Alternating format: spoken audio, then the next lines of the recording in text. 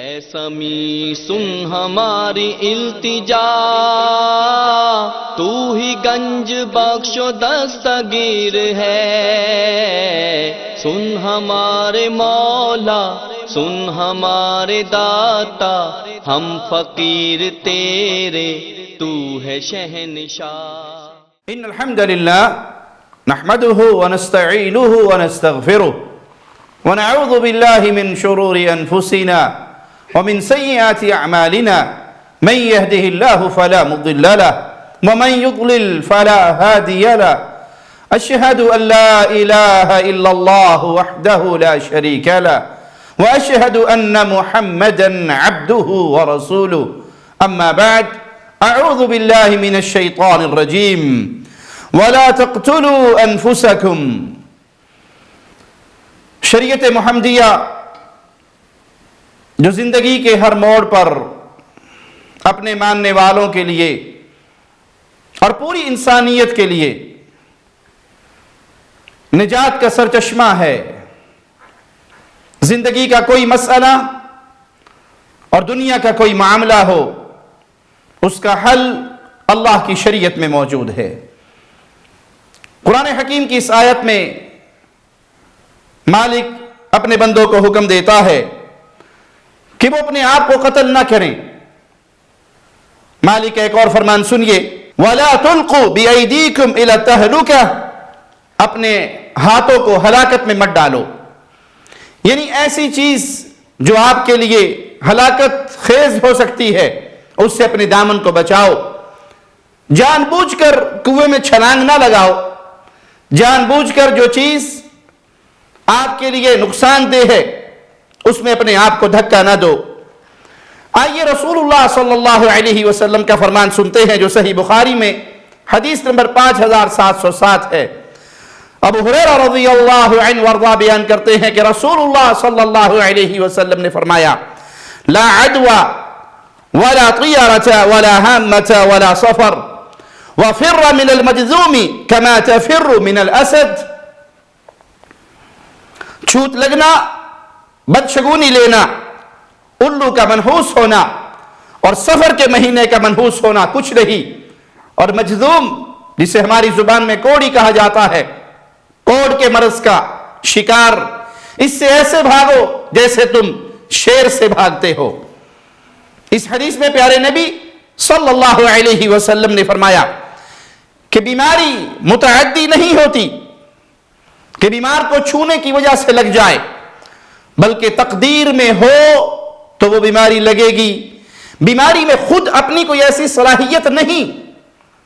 کہ وہ کسی اور تک پہنچ جائے، ہاں اللہ کا حکم ہو، اللہ کا اذن ہو، اس انسان کی تقدیر میں یہ لکھا ہو کہ یہ بیمار ہوگا تو بیماری اس تک پہنچے گی اللہ کے حکم سے۔ بیماری کے اندر اپنی کوئی خاصیت، اپنی کوئی طاقت نہیں ہوتی۔ اسی طرح رسول اللہ صلی اللہ علیہ وسلم نے کوڑ کے مریض سے دور رہنے کا حکم دیا، اس سے فاصلہ رکھنے کا حکم دیا، اور یہ احتیاطی تدابیر ہیں جس سے پیارے نبی صلی اللہ علیہ وسلم اپنی امت کو آگاہ کر رہے۔ کسی تکلیف میں، کسی بیماری میں بھروسہ اللہ پر ہوگا، توکل اللہ پر ہوگا، لیکن اسباب اختیار کیے جائیں گے۔ آج کرونا وائرس کی وبا ایک عالمی وبا بن چکی ہے، اور اس میں لوگوں کے مختلف گروہ بن چکے ہیں۔ کوئی تو بالکل دنیا سے کٹ کر اپنے کمروں کے اندر بند ہو کر بیٹھ گیا ہے، اور کوئی اسباب کو بالکل ہی ترک کر چکا ہے۔ اس میں صحیح نبوی منہج کیا ہے کہ آپ بھروسہ اللہ پر کریں اور اسباب اختیار کریں جس کا حکم ہمیں رسول اللہ صلی اللہ علیہ وسلم نے دیا۔ آئیے پیارے نبی صلی اللہ علیہ وسلم کا ایک اور فرمان سنتے ہیں جو صحیح مسلم میں حدیث نمبر 2231، سنن نسائی میں 4182، سنن ابن ماجہ میں 3544۔ پیارے نبی صلی اللہ علیہ وسلم کے پاس ثقیف کا ایک وفد آیا، آپ کے پاس ایک گروہ آیا، لوگوں کی ایک جماعت آئی بیعت کرنے کے لیے۔ اس گروہ کے اندر ایک مریض تھا کوڑ کا، مظلوم، ایسا شخص جس کو کوڑ کی بیماری لگ چکی تھی، تو رسول اللہ صلی اللہ علیہ وسلم نے اس کی طرف پیغام بھیجا، اِنَّا قَدْ بَايَعْنَاكَ فَارْجِعْ، ہم نے تمہاری بیعت لے لی، تم واپس لوٹ جاؤ۔ جس طرح عام طریقہ تھا کہ ہاتھ پہ ہاتھ رکھا جاتا، اس کے برخلاف رسول اللہ صلی اللہ علیہ وسلم نے اس کو اپنی مجلس میں آنے کی اجازت نہیں دی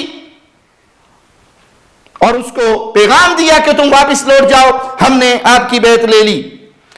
اس حدیث کی شرح میں امام نووی رحمہ اللہ بیان کرتے ہیں، جس کا خلاصہ یہ ہے کہ اللہ کے نبی صلی اللہ علیہ وسلم نے مظلوم کے ساتھ کھانا کھایا، اللہ پر توکل کرتے ہوئے، اللہ پر بھروسہ کرتے ہوئے کہ بیماری میں اپنا کوئی کمال نہیں کہ یہ دوسرے تک لگ سکے، دوسرے تک پہنچ سکے، جب تک اللہ کا اذن نہ ہو جائے، اللہ کا امر نہ آ جائے۔ اور دوسری طرف یہ حدیث بھی ہے کہ آپ صلی اللہ علیہ وسلم نے مظلوم سے ملاقات ہی نہیں کی، کوڑی سے ملاقات ہی نہیں کی، اور اس کو زبانی بیعت لے کر ہی واپس بھیج دیا۔ بعض لوگ اس طرف گئے ہیں کہ کوڑی سے جو اجتناب والی روایت ہے یہ حکم منسوخ ہے۔ امام صاحب فرماتے ہیں وَالصَّحِيحُ الَّذِي قَالَهُ الْأَكْثَرُونَ وَيَتَعَيَّنُ الْمَصِيرُ إِلَيْهِ أَنَّهُ لَا نَسْخ بَلْ يَجِبُ الْجَمْعُ بَيْنَ الْحَدِيثَيْن، اور صحیح بات یہ ہے جس کی طرف اکثریت اہل علم کی گئی ہے کہ یہ حکم منسوخ نہیں ہے، بلکہ دونوں حدیثوں کے درمیان اس کے مفہوم کو سمجھنے کے لیے تطبیق کا ہونا ضروری ہے، اس کے مفہوم کو جمع کر کے سمجھا جائے گا۔ اور وہ یہ ہے کہ اجتناب کا جو حکم ہے وہ مستحب ہے کہ آپ ایسے شخص سے جو کسی ایسے بیماری کا شکار ہو چکا ہو اس سے اجتناب کرے، اور جہاں ملنے کی اجازت مل رہی ہے، جہاں میل ملاقات کی اجازت مل رہی ہے کہ آپ اس کو بلا کر اس کے ساتھ کھانا کھاتے ہیں، تو یہ جواز ہے، جائز ہے کہ آپ اس شخص سے ملیں، اور مستحب ہے کہ آپ اس سے اجتناب کریں۔ یہ دونوں صورتیں ہمارے لیے رسول اللہ صلی اللہ علیہ وسلم کی حدیث میں بیان ہوگی۔ قاضی عیاض رحمہ اللہ فرماتے ہیں بعض علماء نے کہا یہ اور اس معنی کی دیگر احادیث میں اس بات کی دلیل ہے کہ عورت کے لیے جائز ہے کہ اگر اس کا شوہر کوڑی ہو جائے، اس کو کوڑ کا مرض لگ جائے، تو وہ اس سے الگ ہو سکتی ہے، نکاح اپنا فسخ کروا سکتی ہے، یہ اس کا حق ہے۔ پھر آگے امام نووی رحمہ اللہ قاضی عیاض کا قول نقل کر کے فرماتے ہیں قال القاضی قالوا ويمنع من المسجد والاختلاط بالناس، قاضی عیاض المالکی نے کہا اہل علم کہتے ہیں کہ مظلوم کو مسجد میں آنے اور لوگوں سے میل ملاقات سے منع کیا جائے گا۔ یہ قاضی عیاض کا فرمان اپنے ذہنوں میں رکھیے کہ جس شخص کو یہ بیماری لگ گئی، کوڑ کا مرض لگ گیا، اسے منع کیا جائے گا کہ وہ مسجد میں نہ آئے اور لوگوں سے اختلاط کی صورت نہ اپنائے، اس سے منع کیا جائے گا۔ اس طرح کی وضاحتیں اہل علم نے کی ہیں جو مختلف احادیث سے ثابت ہیں۔ تو اسی اہل علم کے اقوال کے پیش نظر مملکت توحید، بلاد حرمین شریفین، یہاں کے حکام نے اللہ ان کو سلامت رکھے، اللہ ان کی حفاظت فرمائے، اور بلاد توحید اسی طرح پیغام توحید پوری دنیا میں نشر کرتا رہے۔ بلاد توحید کے حکام نے اہل علم سے مشاورت کی اور اس مشاورت کے بعد زائرین پر پابندی لگائی، عمرہ کرنے والوں پر پابندی عائد کی۔ اسی احتیاط کے پیش نظر کچھ مزید بھی اقدامات کیے۔ بہت سے لوگ جن کو اصل غم اس بات کا نہیں ہے کہ یہاں مطاف کے اندر کچھ دیر کے لیے طواف روکا گیا، صفائی ستھرائی کے لیے، جراثیم کش دوائیں سپرے کرنے کے لیے کچھ دیر کے لیے مطاف میں طواف کو روکا گیا، اور بیت اللہ کی پہلی منزل دوسری منزل پہ طواف جاری رہا، وہ قطع نہیں رکا، اوپر کی منزل پہ طواف جاری رہا۔ کچھ لوگوں کو اس بات سے کوئی معاملہ نہیں، کوئی دخل نہیں، ان کا کوئی تعلق نہیں، لیکن وہ سستی شہرت کے پیاسے اور ان کے پیٹ میں جو مروڑ ہے وہ اہل توحید کے بغض اور عداوت کا مروڑ ہے۔ وہ کوئی موقع ایسا نہیں جانے دیتے جس میں ان کو سستی شہرت حاصل کرنے کا موقع ہاتھ لگ رہا ہو اور وہ بہتی گنگا میں ہاتھ نہ دھوئیں۔ قبر پرستی کے ایک معروف وکیل اشرف جلالی، ذرا ان کی گفتگو کو سنیے. وہ کہتے ہیں ارے جس امت پر جو عذاب آیا وہ کوئی بیماری ہی تھی، پھر اس کا نام عذاب پڑ گیا. ارے جس امت پہ جو عذاب آیا وہ کوئی بیماری تھی، پھر اس کا نام عذاب پڑ گیا. یہ دیکھیے قبر پرستوں کے کنز العلماء کی پتلی حالت کہ امت پر جو عذاب آیا وہ پہلے کسی بیماری کی شکل میں آیا اور پھر بعد میں وہ عذاب بن گیا. قرآن کریم کا سرسری مطالعہ کرنے والا انسان اس بات کو جانتا ہے